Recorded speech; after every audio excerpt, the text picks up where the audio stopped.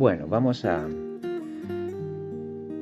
estudiar hoy o analizar juntos de nuevo, o continuar analizando juntos los cánones de Dort, debido a que no hemos podido reunirnos en el correr en este sábado, porque, como saben, el local donde nos reunimos está cerrado durante este sábado y el que sigue. Para no retrasarnos en nuestros estudios, vamos a hoy, por medio a través de este medio, estar juntos conversando sobre este documento tan importante de la teología cristiana, que son los cánones de Dort. Creo que habíamos llegado ya al capítulo segundo, o por lo menos estábamos por comenzarlo. Si quedó algo pendiente, cuando retomemos las clases presenciales seguramente podemos hablar de eso que quedó pendiente, pero hoy vamos a hablar o vamos a leer y comentar el capítulo segundo de estos cánones, que hablan sobre la doctrina de la muerte de Cristo y de la redención de los hombres por éste. Y en el punto primero dice: Dios es no solo misericordioso en grado sumo, sino también justo en grado sumo, y su justicia, como Él se ha revelado en su palabra, exige que nuestros pecados cometidos contra su majestad infinita no solo sean castigados con castigos temporales, sino también con castigos eternos, tanto en el alma como en el cuerpo, castigos que nosotros no podemos eludir, a no ser que se satisfaga plenamente la justicia de Dios. Para entender el asunto de la salvación, tenemos que entender primero el asunto de la justicia de Dios. Mucha gente parte del presupuesto de que Dios nos ama y que nos quiere salvar, pero no son capaces de responder concretamente a la pregunta de qué nos quiere salvar. Entonces hay gente que cree que, bueno, que Cristo nos quiere salvar de la mala suerte, que Cristo nos quiere salvar del diablo, que Cristo nos quiere salvar de las circunstancias difíciles de la vida, que Cristo nos quiere salvar de las enfermedades, de las tribulaciones, de una vida sin sentido, que Cristo quiere llenar nuestro corazón, que está vacío y todo eso. Bueno, todos esos conceptos que hemos incorporado lamentablemente como cuestiones que tienen que ver con la salvación son errados, no son bíblicos. Estamos de predicar eso y de creer eso, estaríamos predicando y estaríamos creyendo en una especie de evangelio humanista, funcional, que satisface las necesidades mediatas de la gente, pero que no satisface las necesidades eternas y las necesidades reales que tenemos. Porque nuestro mayor problema, yo diría que quizás nuestro único gran problema, es que por ser pecadores, por haber desobedecido los mandamientos de Dios, por ser personas que han nacido con una naturaleza caída, estamos bajo la ira de Dios, estamos bajo la justicia de Dios. Porque Dios tiene muchos atributos, y uno de esos, por lo menos el que más nos atañe a nosotros de no ser salvos, es el atributo de que Dios es justo. Y puesto que Dios es justo, tiene que juzgar y tiene que castigar el pecado.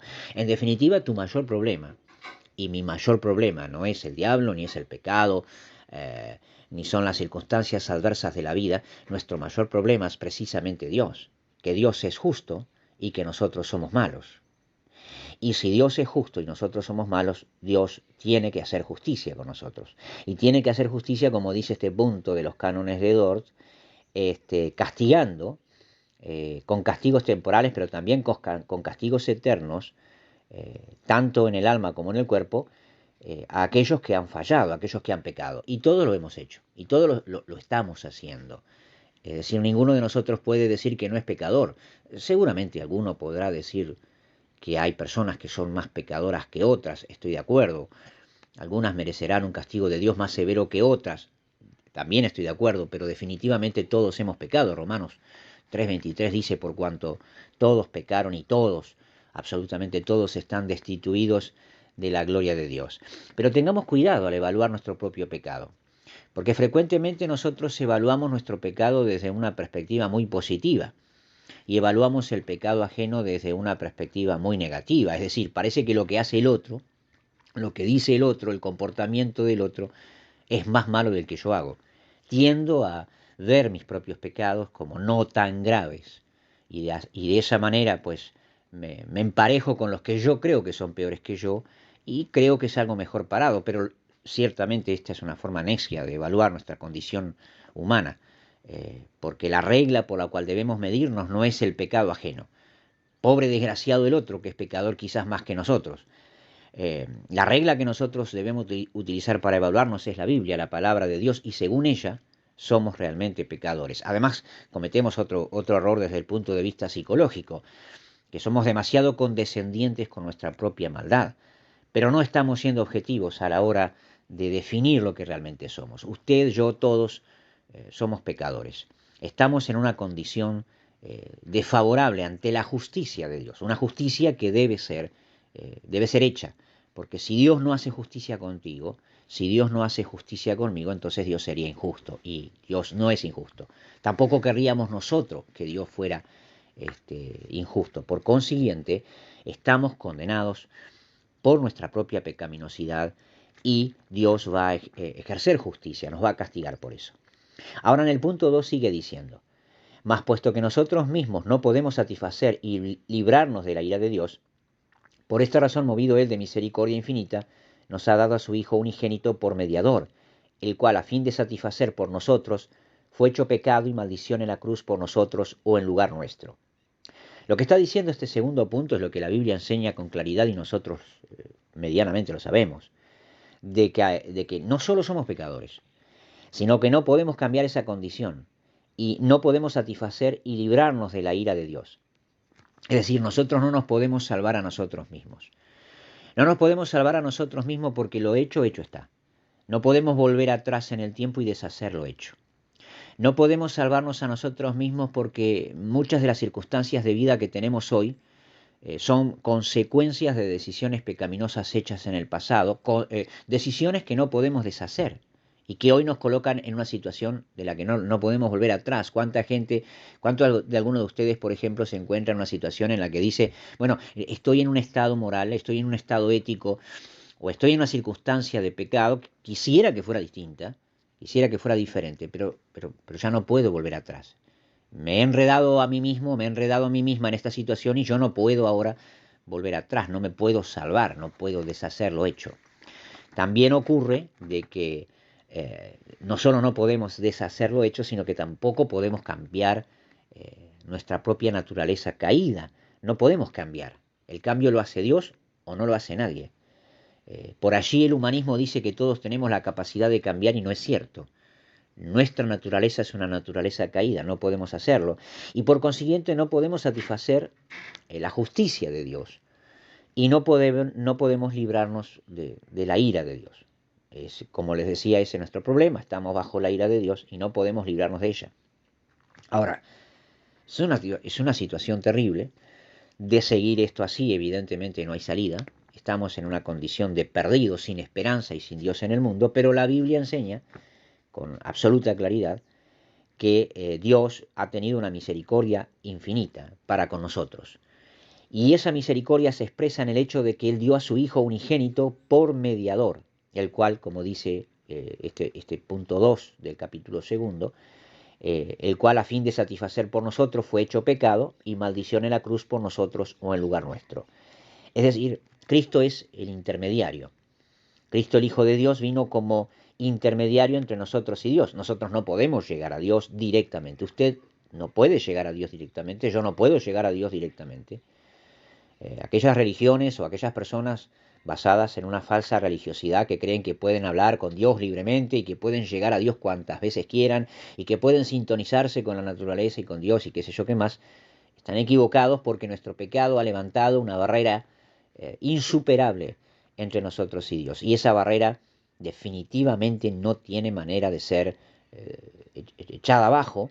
Nosotros no podemos, necesitamos a alguien que sirva de mediador, sirva de intermediario, y ese único intermediario, es el Señor Jesucristo.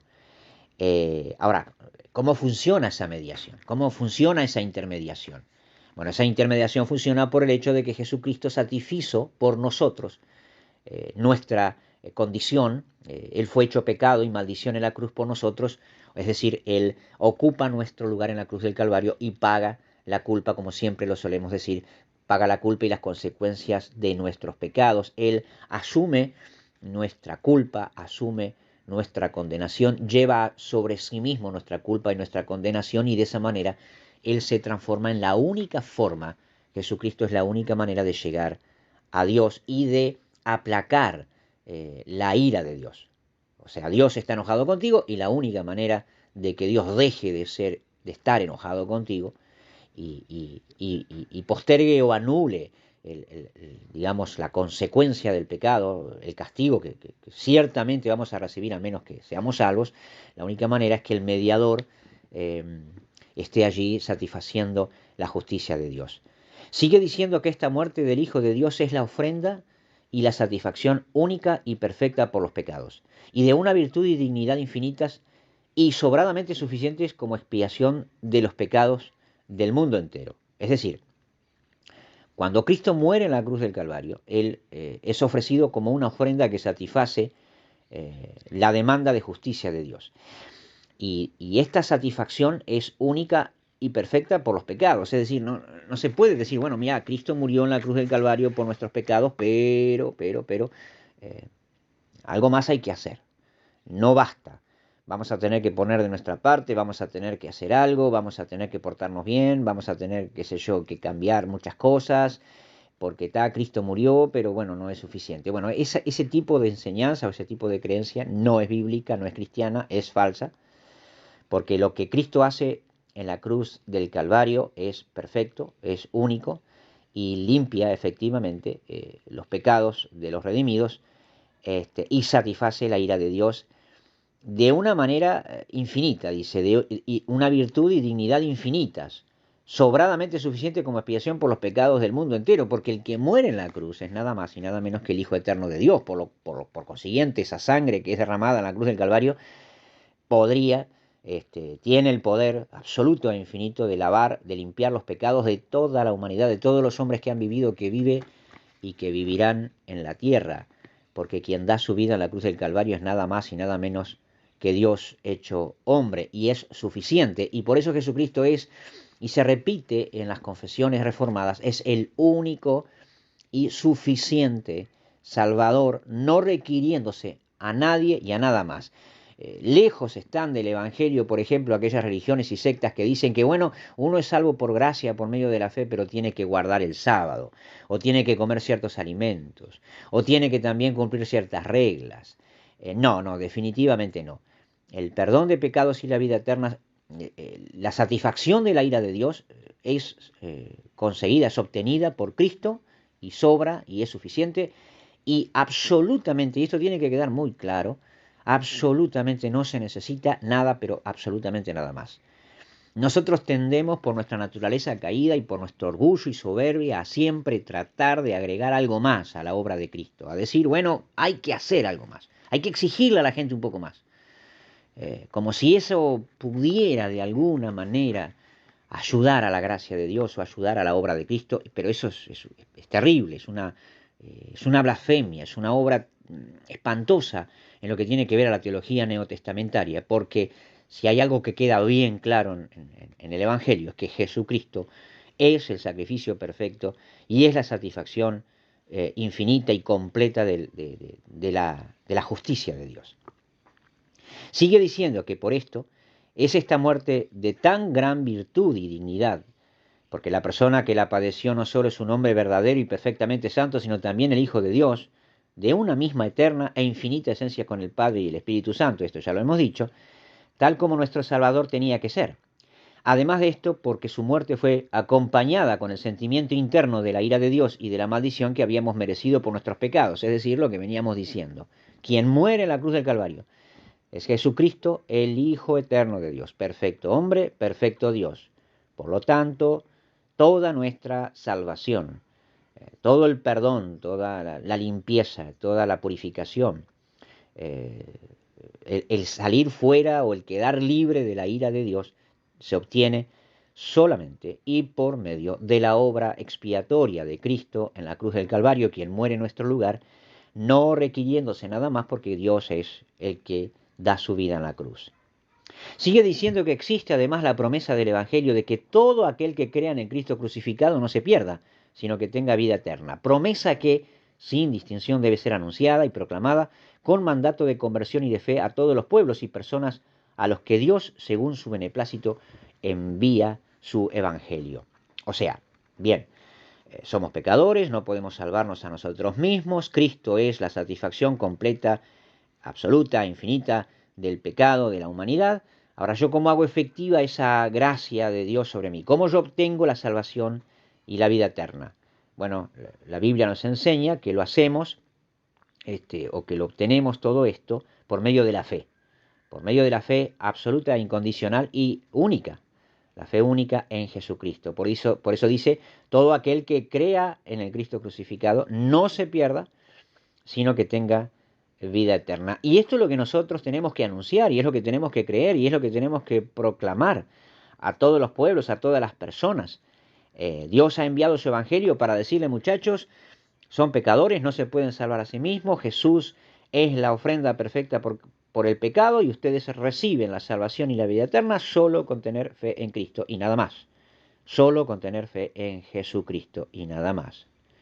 Y ahí sale de vuelta la naturaleza humana tan egocéntrica de decir, pero hay que hacer algo más, pero yo debo hacer algo más, pero tengo que poner un granito de arena, algo de mi parte, yo voy a tener que ofrendar, voy a tener que diezmar, voy a tener que ir a la iglesia, voy a tener que orar, voy a tener que portarme bien. Bueno, todo eso está bien, digo, no está mal que lo hagamos si queremos hacerlo, pero no nos va a hacer más o menos salvos el que lo hagamos, porque lo único que se requiere es la fe en Jesucristo. Entonces algún cristiano podrá decir, bueno, mira, tú sos salvo y yo también, pero yo soy más salvo que vos, y estoy más santificado y estoy más perdonado, de alguna manera más justificado que tú, porque, bueno, tú crees, pero bueno, tú no vives el Evangelio como lo vivo yo. Pero yo estoy más consagrado, más comprometido con las cosas de Dios, por lo tanto soy más salvo que tú. Bueno, no existe eso. No existe eso de que alguien pueda ser más salvo que otro, o uno es salvo o uno no es salvo. O uno ha obtenido la vida eterna por la gracia y la fe en Jesucristo, o no la ha obtenido. Y no tiene absolutamente nada que ver con la forma de vida que tenemos.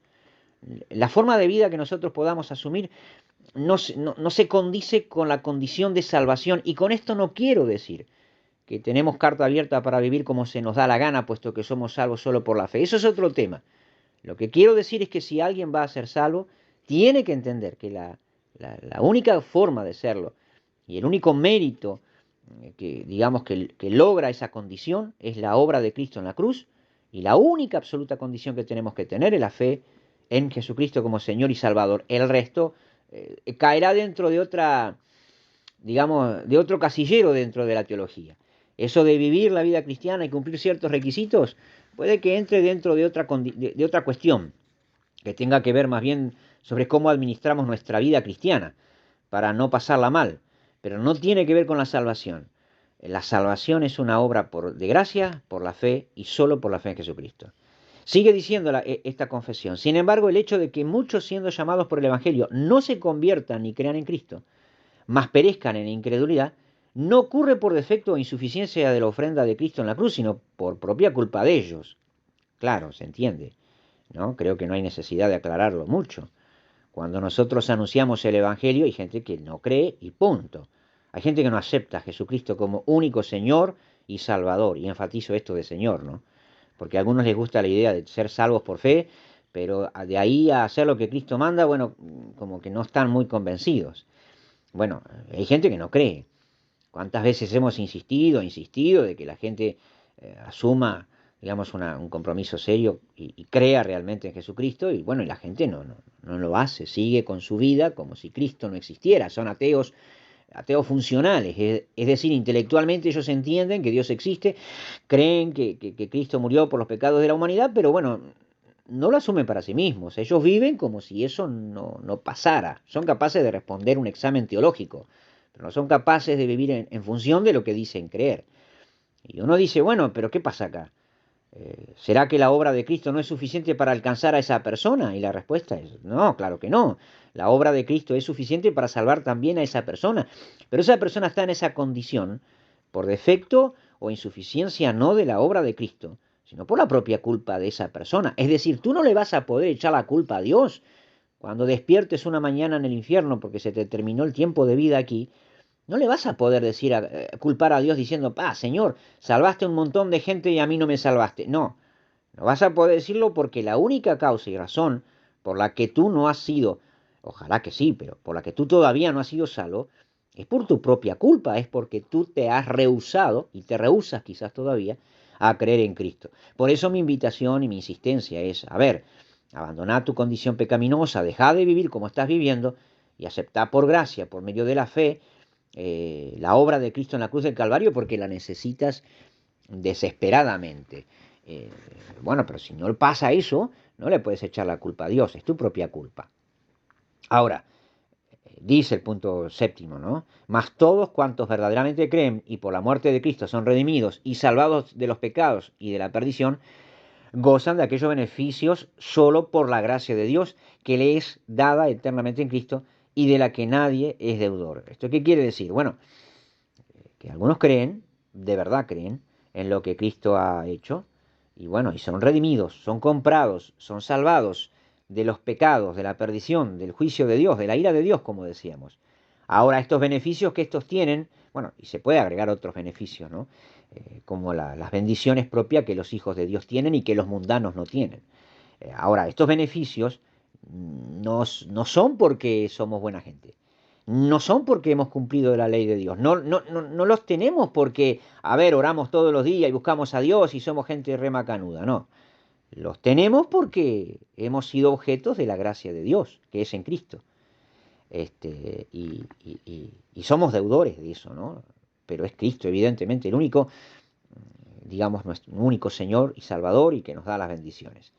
Dice, sigue diciendo el punto octavo de este capítulo segundo de los cánones de Dort. Porque este fue el consejo absolutamente libre, la voluntad misericordiosa y el propósito de Dios Padre, que la virtud vivificadora y salvadora de la preciosa muerte de su Hijo se extendiese a todos los predestinados, para únicamente a ellos dotarlos de la fe justificante y por esto mismo llevarlos infaliblemente a la salvación. Es decir, Dios quiso que Cristo, por la sangre de su cruz, salvase eficazmente de entre todos los pueblos, tribus, linajes y lenguas a todos aquellos y únicamente a aquellos que desde la eternidad fueron escogidos para salvación y que le fueron dados por el Padre, los dotase de la fe, como asimismo de los otros dones salvadores del Espíritu Santo que Él les adquirió por su muerte, los limpiase por medio de su sangre de todos sus pecados, tanto los originales o connaturales, como los reales ya desde antes, de antes, ya después de la fe, los guardase fielmente hasta el fin, y por último los presentase gloriosos ante sí, sin mancha ni arruga. Bueno, este punto octavo del capítulo segundo de los cánones de Dort es muy rico y vamos a analizarlo, quizás nos lleve un poco más de tiempo que los otros, pero bueno, vale la pena que prestemos atención en los minutos que nos quedan. ¿Quiénes son, en definitiva, aquellos que se salvan, que obtienen la gracia, la salvación y la vida eterna, que son objeto de la gracia de Dios?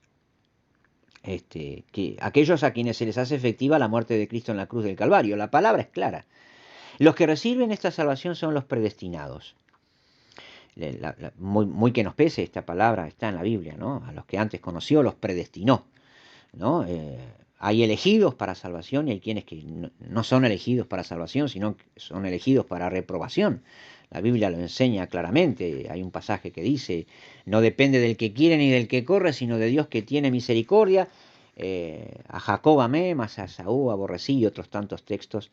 Es decir, hay personas predestinadas, personas a las que el Espíritu Santo les da fe, les otorga la fe para ser salvos. ¿Cómo es esto? Bueno, como decíamos, bajo la ira de Dios estamos, somos salvos por gracia, por medio únicamente de la fe en Cristo, pero ¿quiénes creen? ¿Quiénes son los que aceptan finalmente la gracia de Dios por solo la fe en Jesucristo? ¿Cualquier persona lo hace? Es decir, ¿depende de nosotros?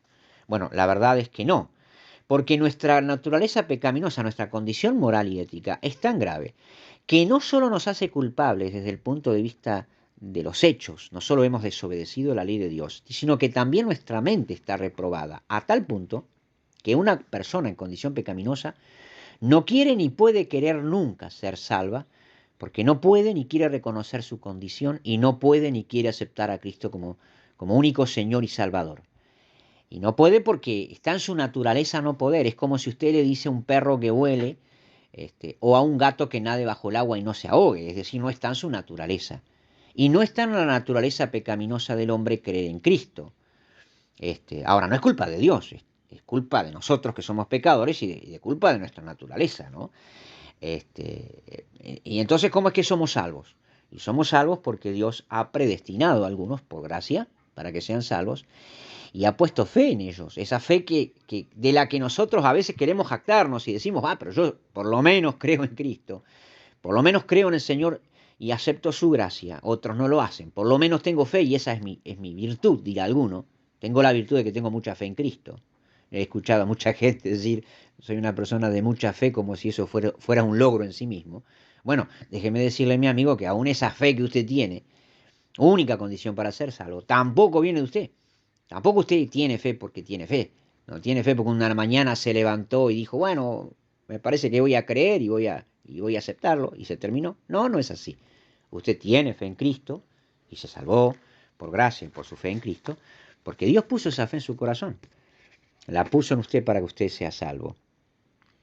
Y obviamente la sangre de Cristo lo ha salvado eficazmente a usted y a otros como usted de entre todos los pueblos, tribus, linajes y lenguas. A usted y a todos aquellos, pero es importante entender eso, y únicamente aquellos que desde la eternidad fueron escogidos para salvación. O sea, usted fue salvo, no porque en algún momento de su vida usted recapacitó y entendió, sino que usted fue y es salvo porque antes de que el mundo existiese, ya Dios había predeterminado, ya Dios a usted lo había predestinado y ya lo había escogido para salvarlo. Y bueno, y cuando llegó el momento, Dios puso en su corazón fe para que usted fuera salvo. Eh, Obviamente la obra de Cristo y esa fe en Cristo a usted le otorga la limpieza de todos sus pecados. Y dice, bueno, y usted se dice, ¿y qué pecados?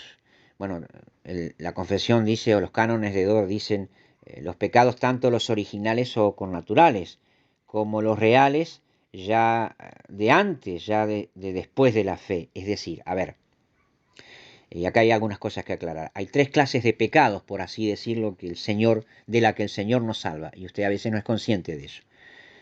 Dios lo salva y lo perdona de los pecados que usted cometió antes de aceptar a Cristo, antes de convertirse. Todas esas macanas que usted se mandó antes de decir, sí, Jesús, creo en ti, esos fueron perdonados. Y hay gente que dice, bueno, pero de acá en más, después que usted acepta a Cristo, de ahí en más es por obras.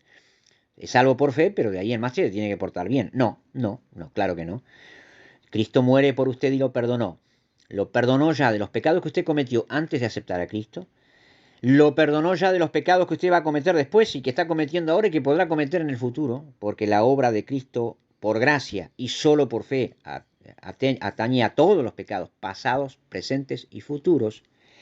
Y también lo limpia del pecado original, es decir, de su condición natural, de esa condición en la que usted nació por ser una persona caída, lo que en teología se llama el pecado original. También de ese pecado, Cristo, en la obra suya en la cruz del Calvario, lo ha salvado y lo ha perdonado. Así que mienten descaradamente, mienten espantosamente los predicadores que dicen, bueno, mire, usted es de salvo, Cristo lo perdonó de los pecados que usted cometió, pero de acá en más se tiene que portar bien. No, no, no, no. Cristo lo salvó y lo perdonó de todos, absolutamente todos los pecados que usted cometió, que está cometiendo ahora, porque no me va a decir que no se equivoca o que no hace cosas malas. También de eso Cristo lo salvó y Cristo lo va a salvar y lo va a perdonar.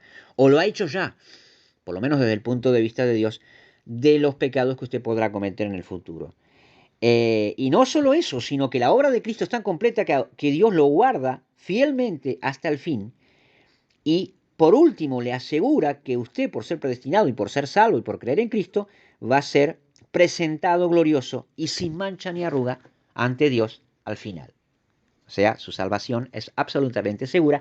La obra de Cristo abarca absolutamente todo lo que tiene que ver con sus pecados y lo perdona absolutamente de todo, en todo sentido.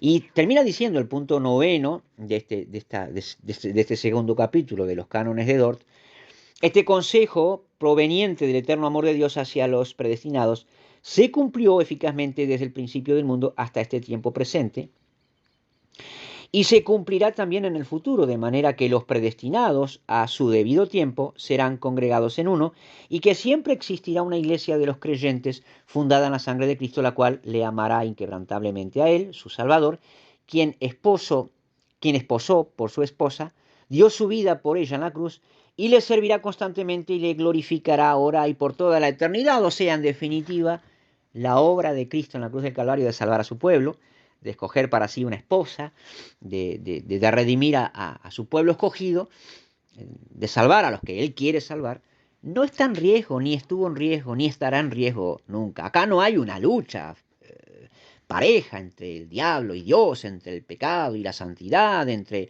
la incredulidad y la fe en Cristo, en la que a veces gana uno, en las que a veces gana otro. No se puede decir, bueno, pero ahora yo medio como que estoy en las manos del diablo, medio como que estoy en el mundo, medio que estoy como que estoy con Cristo, medio como que estoy acá, medio como que estoy allá, y como que no sé en qué va a terminar todo esto. Bueno, no.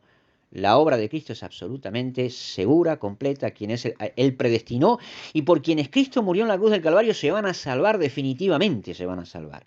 Y han sido salvos ya por el decreto divino de la gracia. Ahora, claro, nuestra experiencia humana nos da la impresión de que a veces ganamos, de que a veces perdemos, de que más perdemos que ganamos. Porque en nuestra condición actual nos falta mucho por entender y sobre todo mucho por creer y comprender de la obra de Cristo en la cruz del Calvario. Por eso se requiere del creyente fe para ser salvo, y Cristo lo va a salvar. Claro que los pecados y las debilidades que los creyentes tienen en su actual vida les hacen dudar. Por eso uno de los temas recurrentes en los evangelios, una de las preguntas recurrentes que hace Cristo en los evangelios es: ¿dónde está tu fe? Hombres de poca fe, ¿por qué has dudado? Claro, porque nosotros en nuestra experiencia personal miramos mucho nuestras debilidades, mucho nuestros defectos, mucho nuestros pecados y mucho las circunstancias y el mundo en el que vivimos. Pero tenemos que aprender a ver la obra de Cristo, tenemos que aprender a ver lo que Cristo es, quién Cristo es y lo que Él ha hecho en la cruz del Calvario, para darnos cuenta que nuestra salvación es segura. Ahora, tenga en cuenta esto, tenga muy claramente en cuenta esto. Usted tiene que estar seguro de que realmente su fe está puesta en Cristo. Tiene que estar realmente seguro de que Cristo le ha cambiado el corazón, de que Cristo ha puesto en usted el sentimiento o la certeza de que usted es un pecador, y realmente usted tiene que estar arrepentido de eso, y realmente tiene que poner su fe en Cristo para ser salvo. Porque hay mucha gente por allí, y espero que no sea usted el que me está escuchando ahora, que se están haciendo los vivos, es decir, bueno, si somos salvos por gracia, por fe, y nuestra salvación es segura, bueno, voy a seguir haciendo lo que me gusta hacer. Qué lástima que lo que me gusta hacer es lo que a Dios no le gusta que yo haga. Bueno, el que piensa así, mire, sáquese de la cabeza esto. Usted no es salvo. Usted nunca fue salvo. Usted cree que es salvo, pero no lo es. No lo es. ¿Por qué? Porque la persona que acepta la gracia de Dios por fe, primero tiene que ser consciente de su condición pecaminosa y de que está bajo la ira de Dios. Nadie que está en esa condición ética y moral, que entiende lo que eso implica, puede estar tranquilo yendo por la vida diciendo voy a hacer lo que quiero hacer. No. Como en la novela o en la parábola de John Bunyan del progreso del peregrino, nos cae un peso terrible sobre los hombros en el cual no nos sentimos satisfechos y felices hasta que realmente sintamos que la gracia de Dios nos ha alcanzado. Ahora, después de que la gracia nos alcanzó, después que hemos creído en Cristo, si volvemos a hundirnos dentro de las prácticas pecaminosas que teníamos antes y no sentimos ninguna culpa, sino que por el contrario todavía la justificamos diciendo, bueno, pero Cristo me salva igual. Bueno, esa persona la verdad que es un monstruo moral, porque nosotros queremos ser libres del pecado, no tener una especie de cheque en blanco para seguir pecando, porque el pecado lo sentimos como algo que ofende a Dios y como algo que nos hace daño y lo queremos abandonar, porque esa es la obra del Espíritu Santo en nuestro corazón. Ahora, sepa aquella persona que realmente está arrepentida, que si cree en Cristo es absolutamente y seguramente salvo ahora y por la eternidad.